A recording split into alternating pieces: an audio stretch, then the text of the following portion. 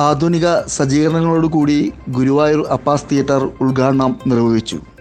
Guruvayur അപ്പാസ് theatre പുതിയ രൂപത്തിലും ഭാവത്തിലുമായി JBL, Dolby cinema, 2K HD UFO എന്നീ ആധുനിക സജ്ജീകരണങ്ങളോടുകൂടി സിനിമാ പ്രേക്ഷകർക്കായി ഓഗസ്റ്റ് 10 രാവിലെ 5:45 ഗുരുവായൂർ ദേവസ്വം മുൻ മേൽശാന്തി KP ദേവദാസ് നമ്പൂതിരി ഭദ്രദീപം തെളിയിച്ച് ഉദ്ഘാടനം നിർവഹിച്ചു.